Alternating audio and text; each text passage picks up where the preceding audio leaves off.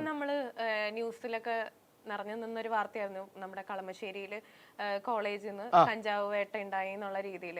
അപ്പൊ സാർ ഇങ്ങനെ പറയുന്നത് കേൾക്കുമ്പോഴേക്കും അത് യുവതലമുറ വഴിതെറ്റാനുള്ള ചാൻസ് കൂടുതലല്ലേ? കാരണം ആ റീൽ ഉണ്ടല്ലോ, ആ റീലിന്റെ താഴെ വന്നിരുന്ന കമന്റ്സ് ഞാൻ ഫുള്ള് ഇങ്ങനെ നോക്കിയപ്പോ അതിനകത്ത് പറയുന്നത് കഞ്ചാവ് ഉപയോഗിച്ചിട്ട് ആരും മരിച്ചിട്ടില്ല, പറയുന്നത് ശരിയാണ് എന്നുള്ള രീതിയിലേക്കാണ് പറയുന്നത്.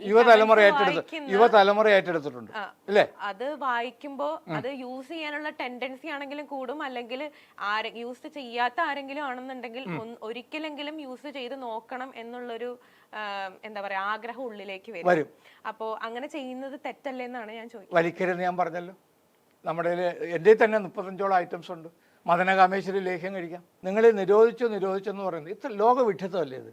കാര്യം 28ഓളം സ്റ്റേറ്റ്സ് ഇല്ലേ ഇന്ത്യയിൽ, 8ഓളം പിന്നെ മറ്റേ കേന്ദ്രഭരണ പ്രദേശങ്ങളും ഇല്ലേ? എന്തോ കേരളത്തിന് വല്ല പ്രത്യേകതയുണ്ടോ? മറ്റുള്ള എവിടെങ്കിലും ഈ പിന്നെ ന്യൂസ് വരുന്നുണ്ടോ? കഞ്ചാവ് റോഡിൽ വളരുന്ന സ്ഥലങ്ങളുണ്ടല്ലോ. അപ്പം നിങ്ങൾ ഭരണാധികാരികൾ ഇവിടുത്തെ ജനങ്ങളെ നശിപ്പിക്കാൻ കച്ചകെട്ടി ഇറങ്ങിയിരിക്കുകയാണ്. കാര്യം റെസ്ട്രിക്ഷൻ വരുമ്പോൾ ക്രേസാവും. നോക്കൂ, നമ്മളെ ഗാന്ധി പഠിപ്പിച്ചേക്കുന്നതോ നിയമലംഘനോ ഇന്നും നമ്മൾ സ്വാതന്ത്ര്യം കിട്ടിയതായിട്ട് നമുക്കറിയില്ല. അപ്പോൾ ഒരു ഒൺ വേ ട്രാഫിക്കെങ്കിലും ഒന്ന് തെറ്റിച്ച് കയറി കഴിഞ്ഞാൽ ഒരു സുഖം കിട്ടിയതാണ്. അപ്പോൾ അതിൽ നിന്ന് ജനത മാറ്റിയിട്ട് നമ്മുടെ കാര്യങ്ങൾ പഠിപ്പിക്കുക, ആ രീതിയിൽ കൂടെ പൗരബോധമുള്ളൊരു ജനത ഉണ്ടാക്കുക. അപ്പോൾ ഇന്നതാണെന്ന് ഇലക്ട്രിസിറ്റി നിങ്ങൾക്ക് ആവശ്യമുണ്ടോ? ആരെങ്കിലും ലൈവ് കയറി പിടിക്കാറുണ്ടോ? ഉണ്ടോ? അതുകൊണ്ട് ഇലക്ട്രിസിറ്റി നമുക്ക് ബാൻ ചെയ്യാം. കാര്യം കണ്ടമാനം ആളിൽ ലൈൻ പൊട്ടി വീണ് മരിച്ചുപോയി.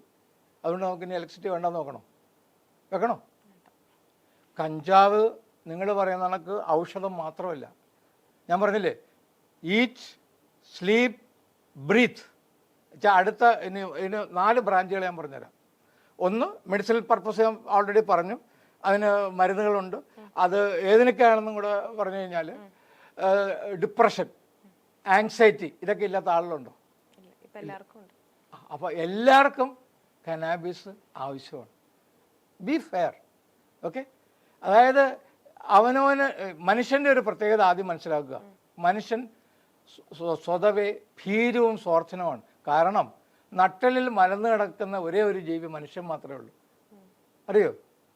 നട്ടലിൽ മലന്ന് കിടന്നുറങ്ങുന്ന ജീവി മനുഷ്യൻ മാത്രമേ ഉള്ളൂ.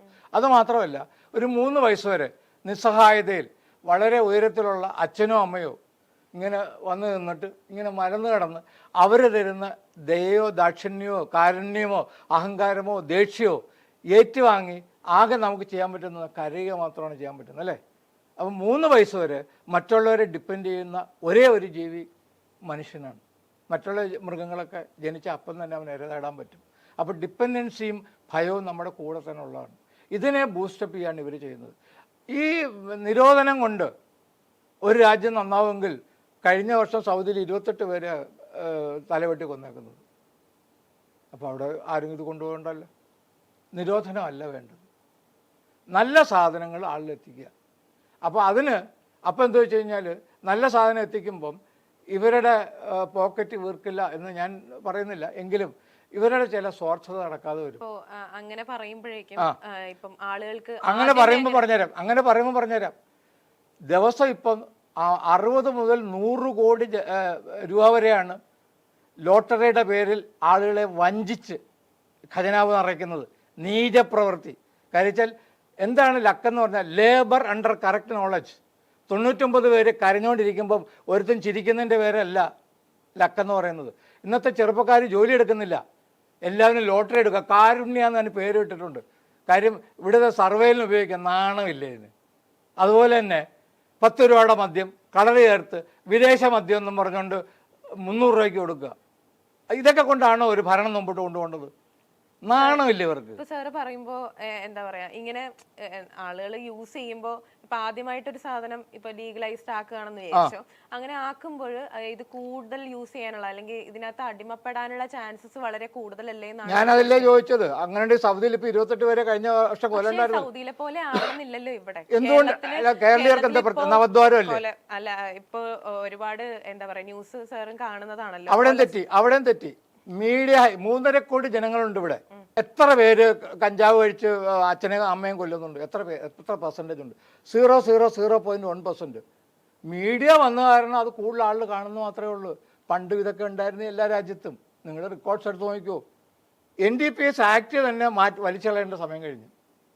അത് വിദേശികൾ നമ്മുടെ പുറത്ത് രാജീവ് ഗാന്ധിയുടെ സമയത്ത്, അത് ഞാനിനി പൊളിറ്റിക്സിലേക്ക് പോയാൽ എനിക്ക് ഇഷ്ടമുള്ള സബ്ജക്റ്റ് അല്ല ഇപ്പോഴത്തെ പൊളിറ്റിക്സ് ഇഷ്ടമാണ്, പൊളിറ്റിക്സ് ഇഷ്ടമല്ല. അയാളെ കൊണ്ട് അമേരിക്ക ഉണ്ടാക്കിയെടുത്ത നിയമമാണ്. അതിനും കാരണമുണ്ട്, അറിയോ? ഹിപ്പിസ് എന്നൊരു സിസ്റ്റം, നിങ്ങൾ ആദ്യം ഹിസ്റ്ററി പഠിക്കണമെന്ന് പറഞ്ഞു. ഞാൻ ഇതിനെ പറ്റി മാത്രമാണ് ഞാൻ ചോദിക്കുന്നത്. ഞാൻ ഹിസ്റ്ററിനെ പറ്റിയോ പൊളിറ്റിക്സിനെ അല്ല, പറ്റിയോ അറിയണമല്ലോ. റൂട്ട് ഇല്ലാണ്ട് ഫ്രൂട്ട് വരില്ലല്ലോ. സാർ പറയും. അതായത് ഒരു 70 കാലഘട്ടങ്ങളിൽ ഹിപ്പീസ് എന്നൊരു സിസ്റ്റം ഉണ്ടായിരുന്നു ഇവിടെ അല്ല, അമേരിക്കൻ കാലം. അപ്പോൾ അവിടെ യുവാക്കളെല്ലാം കൂടെ സൂട്ടും കോട്ടും ഇട്ട് ഹിമാലയ സാനുക്കളിൽ വന്നിട്ട് ഇതിൻ്റെ മാസ്മരീയത അറിഞ്ഞിട്ട് ഇവർ തിരിച്ചു പോയില്ല. അപ്പോൾ ഇന്നിപ്പം കാനഡയിലെ വെസ്റ്റേൺ രാജ്യത്തേക്ക് നമ്മുടെ യുവതലമുറ ഒഴുകുന്നത് പോലെ ഇങ്ങോട്ട് വന്നപ്പോഴത്തേക്ക് അവർ ഭയചകിതരായി ഭരണാധികാരികൾ. അത് അറസ്റ്റ് ചെയ്യാൻ വേണ്ടിയാണ് അവന്മാർ ആദ്യമായിട്ട് കുരങ്ങിൽ നിന്ന് എയ്ഡ്സ് ഉണ്ടായെന്ന് പറഞ്ഞിട്ട് നുണ പ്രചരിപ്പിച്ചു. എന്നിട്ട് അവിടെ WHO എന്ന് പറഞ്ഞ വേൾഡ് ഹെൽത്ത് ഓർഗനൈസേഷൻ ഉണ്ട്, അതൊരു പ്രൈവറ്റ് തട്ടിക്കൂട്ട് കമ്പനിയാണ്. അവർ വഴി ഇവർ ഇതിനെ നിരോധിക്കാൻ നോക്കി. 76-ലാണ് US ബാൻ കൊണ്ടുവന്നത്. പക്ഷെ നമ്മുടെ കൾച്ചറുമായിട്ട് കണക്റ്റഡ് ആയതുകൊണ്ടും ലോകത്ത് തന്നെ ഏറ്റവും നല്ല കനാബിസിൻ്റെ ബ്രീഡുള്ളത് ഇവിടെ ആയതുകൊണ്ടും പെട്ടെന്ന് നമുക്ക് ചെയ്യാൻ പറ്റില്ല. പിന്നെയും നീട്ടേണ്ടി വന്നൊരു 10 വർഷം കൂടെ. അങ്ങനെ അവർക്ക് ഒതുങ്ങിയ ഒരാൾ വന്നപ്പം അവർ മനഃപൂർവ്വമാക്കിയതാണ്. സ്റ്റീവ് ജോബ്സൺ എന്ന് പറഞ്ഞ ഒരു ആപ്പിൾ കണ്ടുപിടിച്ച ഒരാളില്ലേ, അയാളുടെ ഹിസ്റ്ററി വായിച്ചിട്ടുണ്ട് നമ്മൾ.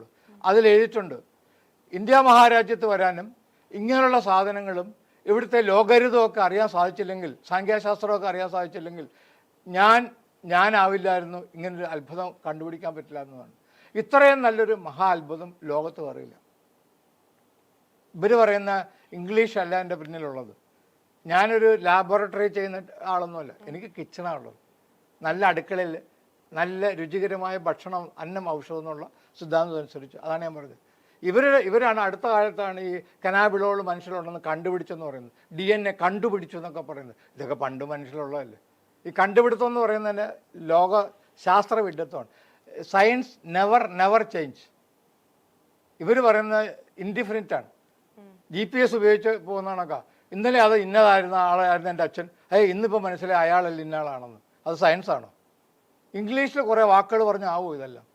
അതായത് രസതന്ത്രം എന്നൊരു സാധനമാണ്, കേട്ടിട്ടുണ്ടോ? കണാദ മഹർഷി എന്ന് പറയും. അത് നമ്മുടെ ശകുന്തലയുടെ അച്ഛൻ കണ്ണോ മഹർഷി എന്ന് പറയും. അദ്ദേഹമാണ് ആദ്യമായിട്ടും കലത്തിൽ ബാറ്ററി ഉണ്ടാക്കിയത്. അതിൻ്റെ പിന്തുടർച്ചയായിട്ട് വന്നേക്കുന്നത് ആൽക്കമിസ്ട്രി ലോകം മൊത്തം പരത്തിയത് നാഗാർജുന 14 നാഗാർജുന 14 എന്ന് പറയുന്ന ശാസ്ത്രജ്ഞനാണ്. അദ്ദേഹമാണ് രസതന്ത്രം, രസം എന്ന് പറഞ്ഞ മെർക്കുറിയെക്കുറിച്ചുള്ള അവഗാഹമായ പഠനം നടത്തിയത്. അപ്പം നമുക്ക് കോമൺ മാനിന് ഭൗതികതയിലുള്ളൊരു കുഴപ്പമെന്ന് വെച്ച് കഴിഞ്ഞാൽ നമുക്ക് ഡെപ്തിൽ പോകാൻ പറ്റില്ല. വൈരുദ്ധിക ഭൗതിക സിദ്ധാന്തവാദം എന്ന് പറയും. അതേപോലെ കനാബിസിന്റെ, പക്ഷേ ഞാൻ പറയട്ടെ, ഇപ്പോ ഇത്രയും ഡെപ്തിലേക്ക് പോകുമ്പോ ഒരുപാട് മീനിങ്ങും കാര്യങ്ങളും ഒക്കെ അതിനകത്ത് ഉണ്ടെന്നുണ്ടെങ്കിലും ഇപ്പോ നമ്മളുടെ ഇപ്പോഴത്തെ സമൂഹം എന്ന് പറഞ്ഞു കഴിഞ്ഞാൽ ഈ ഡെപ്തിലേക്ക് പോവാനോ അല്ലെങ്കിൽ അതിനെക്കുറിച്ച് കൂടുതൽ പഠിക്കാനോ ശ്രമിക്കുന്ന ആൾക്കാരാണെന്ന് എനിക്ക് തോന്നിയിട്ടില്ല. ഏറ്റവും സിമ്പിൾ ആയിട്ട് പറയുകയാണെങ്കിൽ ആ റീല് കണ്ടപ്പോഴേക്കും ഞാൻ നേരത്തെ പറഞ്ഞ പോലെ തന്നെ അത് യൂസ് ചെയ്യാനുള്ള ടെൻഡൻസി ആളുകളിലേക്ക് കൂടില്ലേ എന്നുള്ളതാണ്. ഇതിനകത്ത് മെഡിസിനൽ പർപ്പസ് ആരും ശ്രദ്ധിക്കുന്നുണ്ടാവില്ല. ഒരിക്കലും ഉണ്ടാവില്ല. അത് പറഞ്ഞുതരാം, അതിന് കാരണം പറഞ്ഞുതരാം. നിങ്ങൾ പറയുന്നത് മലയാളികൾ ആകാശത്ത് നിന്ന് വന്ന മനുഷ്യരൊന്നും അല്ലല്ലോ. കുറച്ചുകൂടെ വിദ്യാഭ്യാസവും വിവേകവും ഉള്ളവരാണ് മലയാളികൾ.